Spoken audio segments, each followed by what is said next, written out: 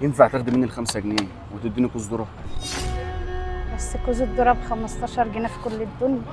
يعني هو قال لي حاجه 15 جنيه كوز الذره؟ اه والله. طب الفكره كلها بس في حاجه، بس انا جعان بس وعايز اكل، معيش غير 5 جنيه وعايز اكل كوز ذره. خلاص عادي ما فيهاش اي حاجه، عادي. بس اولع بس الفرن واجيب لك، بس انا لسه يا دوب ببتدي.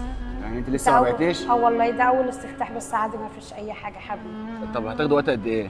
ده دقايق على طول. انا بس كلها شغال في محل ملابس اه و يعني مع خلاص ما عادش، يعني الساعه باخد ساعه بريك والساعه البريك انا خلصتها، فلو اتاخرت عن 5 دقايق كمان هيتخصم لي وانا مش ناقص اصلا. طب امورنا اعمل ايه؟ بصي اقول لك على حاجه حلوه قوي. اتفضل. عشان بس انا مستعجل. هاخده ني. ني كده؟ هاخده ني. هتعمل بيه ايه ني يا حبيبي؟ هاكله بقى، ما انا بقول لك ما فيش غير يعني انا اصلا خلصت الساعه البريك بتاعتي. ده دقيقه بالظبط. غصب عني، هو المحل الملابس قدامي هناك اهو، هي دي الفكره. فانا هاخده ني.